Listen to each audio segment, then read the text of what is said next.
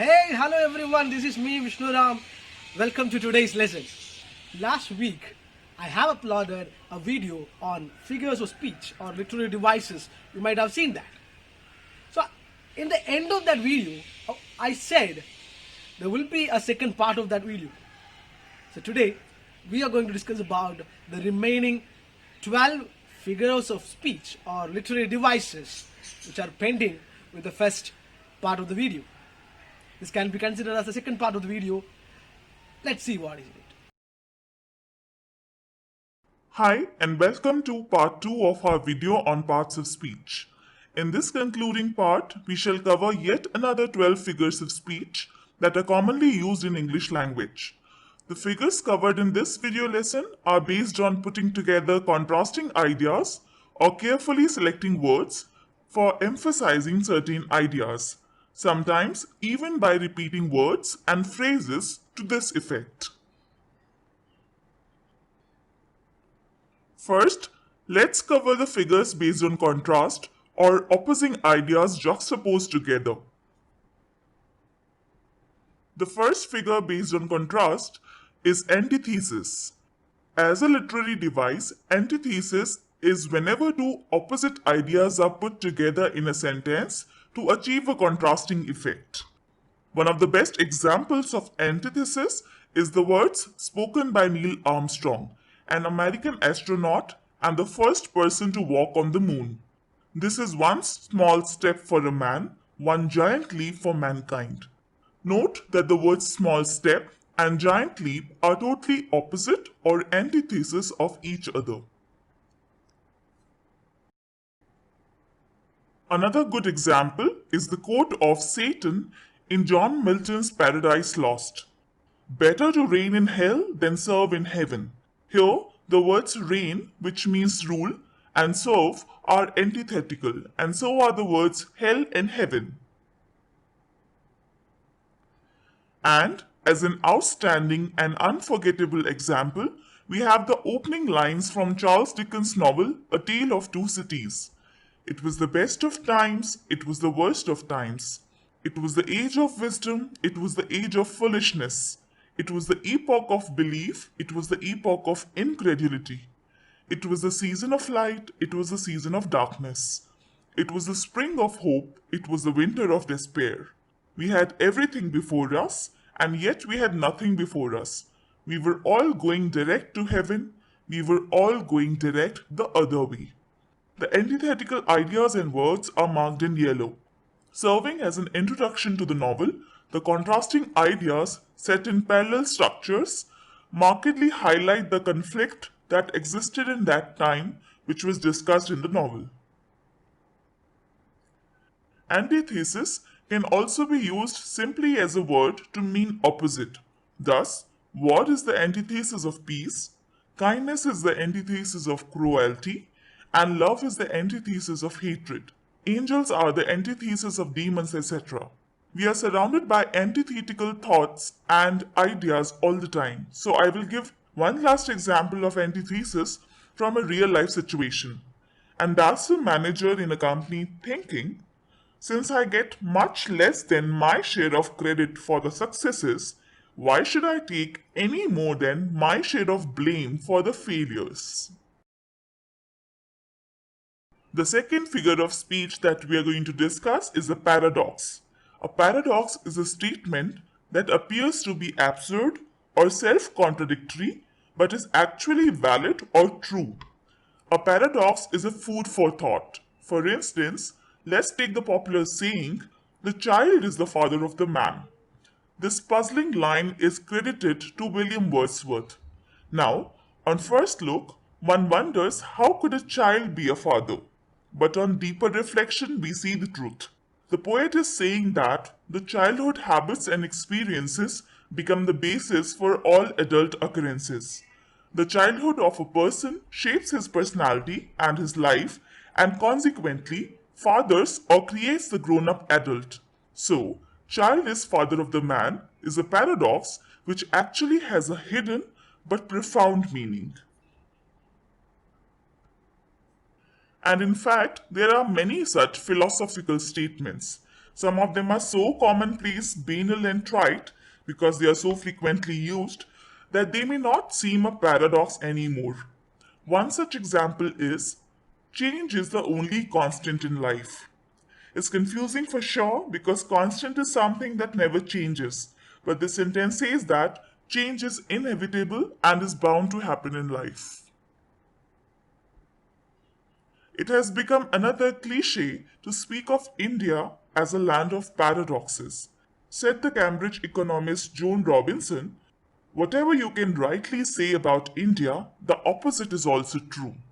So let's talk about some real and relatable examples of how opposites coexist in our society here in India. It's a paradox that the second most populous country in the world, with a population of 125 million, is so pluralistic, multi ethnic, and multilingual. 8 religions and 23 officially recognized languages, and yet people coexist peacefully and live together harmoniously with a shared sense of nationality like no other place in the world. Though we do have our share of challenges, each of which is a paradox in itself. For instance, it is difficult to digest the fact that we have some of the richest people on the planet, but a staggering 276 million people are below poverty line in India, unable to pay for 2 square meals a day. A quarter of hungry people worldwide live in India, and 44% of children below the age of 5 are malnourished and underweight. It's a paradox that we educate the brightest minds in the IITs and the IIMs who go forth to become the CEOs of companies such as Google and Microsoft, and yet are unable to provide basic and primary education to a huge number of our children who either never attend school or drop out of school. It's a paradox that in India, bullock carts are still an indispensable mode of transportation for millions, but our rocket and satellite programs are amongst the most advanced on Earth. It's a paradox that we are a nuclear technology empowered nation, and yet many villages in India do not have access to electricity, and even in metros, there are severe electricity cuts for several hours daily. Here is another contradictory image of India. You can see a sadhu clad in a dhoti and holding his kamandal, and yet smoking a cigarette and talking on his mobile phone. That's the paradoxical image defining contemporary India. Well, sometimes the word paradox could also be used for a person or thing that combines contradictory features or qualities. For instance, a particular female could be called a paradox if she loves being in the public eye but also deeply values and protects her privacy. Now let us move to our third figure, irony, which is one of the most commonly used figures of speech in English. Well, irony is a situation that is strange or funny because things happen in a way that seems to be the opposite of what you expected. Like, consider the sentence, nothing is written in stone, written over a stone. That's irony because it is just the opposite of what you expected. When there is a mismatch between the expectations that something would happen and something else happens instead in reality, you call it situational irony. There is a beautiful example of this one from one of the jokes I read earlier. A child was born in an Indian family, and the father made an astrologer predict his future. After great deliberations, the astrologer replied, he will grow up to be the center of attraction. He will be surrounded by luxury cars and vehicles at all times and will be the guiding light for others. Needless to say, the family was filled with immense joy and pride. The irony of the prediction is that the child grew up to be a traffic police inspector and so was surrounded by cars at all times and was indeed a guide, but for routing traffic. Such happenings are called situational irony. One remarkable example of irony would be that of politicians who are supposed to respect and uphold the sanctity of their portfolios, making a complete mockery of the system. Now, without naming any political party or person, consider two examples. The Minister of Law and Justice gets arrested over a fake law degree, and the Women and Child Development Minister of Delhi is sacked for secretly filming a woman in objectionable state and violating her privacy. You don't expect the Law and Justice Minister to have violated law so blatantly. Neither do you expect the Minister of Women and Child Development to have such disrespect for women. These are instances of situational irony for you. The other type of irony is verbal irony, where one speaks just the opposite of what one really thinks. Here, I would quote an example from the movie Mean Girls, where there is this girl called Regina who compliments her classmate on her dress and says, "Oh my god, I loved your skirt. Where did you get it?" So the girl replies, "It was my mom's in the 80s." Regina does not stop at that. She further remarks that it is vintage, so adorable. Once, when the girl is out of sight, we come to see Regina's true reaction when she says, "That's the ugliest skirt I have ever seen." So the example of Regina paying a false compliment to her classmate is verbal irony. By the way, the word irony must remind you of the iron, and so here is one custom example of irony where the iron board is asked, "How does he like his job?" And the worn out, grumpy iron board says, "Yeah, I love my job making clothes flat." Note the irony in the tone. Since we have discussed both paradox and irony, the key difference that will help you tell one from another is that in irony, there exists a mismatch or incongruity between what is expected and what occurs. But a paradox is a clear contradiction. It is like a logical puzzle where the statement may seem weird but actually turns out to be true or valid. Irony examples are also found in poems. For example, in the poem The Rime of the Ancient Mariner, Coleridge wrote, "Water, water everywhere, and all the boats did shrink. Water, water everywhere, nor any drop to drink." In the above stated lines, the ship, blown by the south wind, is stranded in the uncharted sea. Ironically, there is water everywhere, but they do not have a single drop of water to drink, as we all know that sea water is unpotable. Next, we are going to discuss chiasmus. Chiasmus, a literary device, is a very smart wordplay in which words, grammatical constructions, or concepts are repeated in reverse order. In fact, the literal meaning of the word chiasmus is a crosswise arrangement or reverse arrangement. A very good example is, "Never let a fool kiss you or a kiss fool you." Here, one would note that the ideas are not really opposite, as happens in an antithesis, and even the words chosen are the same. Just the word order is reversed in the two clauses, which are balanced against each other to create an artistic effect. Another beautiful example is the saying, "One must eat to live and not live to eat." So don't be a glutton. And one contemporary example is the quote from Hillary Clinton, the presidential candidate in the United States, that in the end, the true test is not the speeches a president delivers, it is whether the president delivers on the speeches. Next, we will move on to the figures of speech based on the word choice or word order. This type is one of the most commonly used and interesting figures of speech in English. They are used with an intention of emphasizing some point and are regularly used in speeches, both formal and informal, apart from literature. The first of this type is a hyperbole. Hyperbole is an exaggerated statement or claim which is not meant to be taken literally.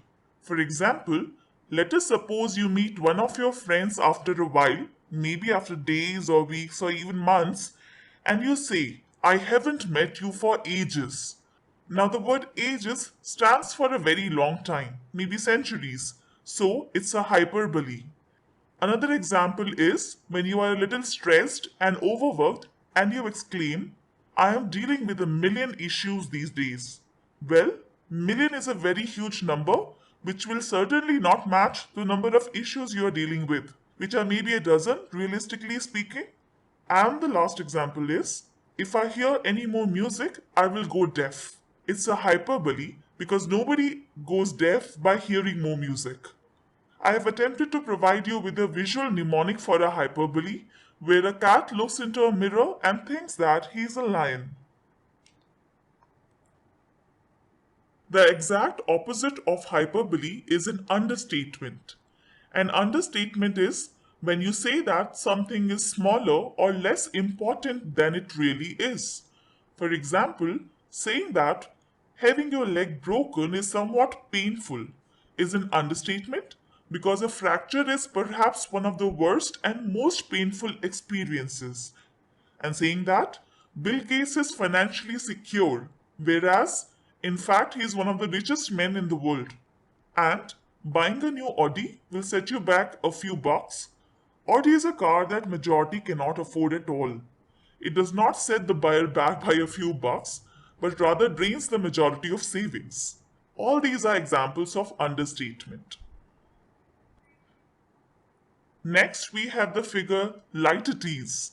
This figure is also sometimes known as meiosis. This figure of speech has shades of both irony and an understatement. In Litotes, we express an affirmative statement by negating its contrary statement. For instance, if a boy enjoying his ice cream says, this ice cream is not bad, what he means is that the ice cream is rather good or at least okay in taste. Another example is drawing the long bow. Now, drawing the long bow is also an idiom, but here we are using it in literal sense. That is, drawing the long bow to shoot an arrow is no mean feat. Those who have used a long bow know that it requires a lot of effort to shoot an arrow on it. So, in saying that it is not an average feat, I am in fact saying that it's an outstanding feat.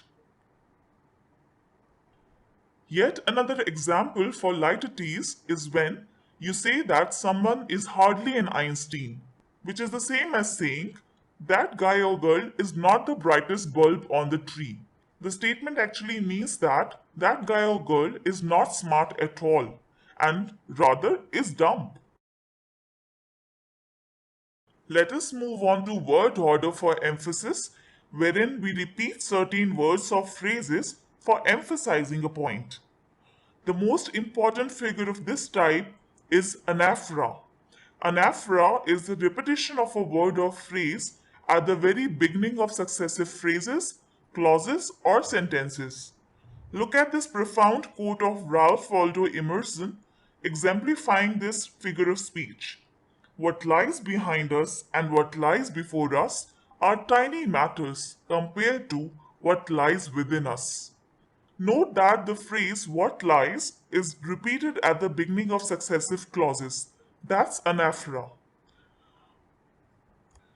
And here is one example that no one skips when talking about anaphora. It is the I Have a Dream speech delivered by Martin Luther King, where he spells out his hopes and expectations. The phrase I have a dream was repeated 8 times in this iconic speech at the beginning of successive sentences. The exact counterpart of anaphora is epiphora or epistrophe, where the repetition of the word is not at the beginning but at the end of successive phrases or clauses. And the best example of an epistrophe is how we define democracy. Democracy is a government of the people, by the people, and for the people. Note that the words the people are repeated at the end of successive phrases. That's epistrophe. Another example is when I was a kid, I thought as a kid, I understood as a kid, and I spoke as a kid. Here the words a kid are repeated at the end of successive clauses. Our next figure of speech is a rhetorical question. As the name suggests, a rhetorical question is a question posed to provoke a thought rather than to generate an answer. This type of question may have an implied or obvious answer that the reader or the listener already knows. For example, here is a miffed parent talking to his son, saying, "Does money grow on trees?" I'm sure the boy and every one of us knows the answer to that question is an obvious one, a resounding no. The question is asked just to emphasize the point that money does not grow on trees. Sometimes there may be no answer at all for a rhetorical question. Like, let's suppose it's a hot summer afternoon and you tell your friend, "It's too hot today, isn't it?" The "isn't it" part of the sentence is known as a question tag. Well, no answer is required or expected for such a question, as you already know the answer and you just want to emphasize the fact that it's very hot. Moving closer to the end of this video, we have the figure of speech called climax. By the way, climax also means the ending part. The word climax shares its roots with words such as climb, and these originated from the Greek term climax, meaning ladder. Just like a ladder, climax signifies gradual, step by step movement where you reach higher with every successive step that you take. In climax, a series of ideas is arranged in order of increasing importance or forcefulness. For example, there is this wonderful victory quote by the Roman Emperor Julius Caesar, which he sent to the Roman Senate. It goes like, "Veni, vidi, vici," and means "I came, I saw, and I conquered." Note that the words come, saw, conquer are in increasing order of importance. A climax is the most intense, exciting, or important point of something and is also called the culmination. In normal conversations, we often talk about climax of movies, etc. It's the most important part of the movie because the whole plot of the movie builds up towards it. An anticlimax, on the other hand, is a disappointing end to an exciting or impressive series of events. Here, I would like to give you one of the well known examples of an anticlimax, that of Alexander the Great. The undefeated general, who had a winning streak across most of Asia, he had sought to reach the ends of the world but was taken ill at Babylon and died at a young age without being able to execute his plans. That was the normal meaning, and let's discuss anticlimax as a figure of speech now. As a figure of speech, an anticlimax is a sudden transition in discourse from an important idea to a ridiculous or trivial one. Let's see some example sentences. The first one is, "In that terrible accident, he lost his family, his car, and his stylish watch." We see a decreasing order of importance here, as the most important thing is the family, followed by the car, and the stylish watch is the least important here. You may think that the watch should not have found a mention in this tragedy, but perhaps it has its own significance, as I feel that the mention of the stylish watch is a sudden jolt to the reader or the listener. It brings a lighter note to the conversation and helps diffuse the tension.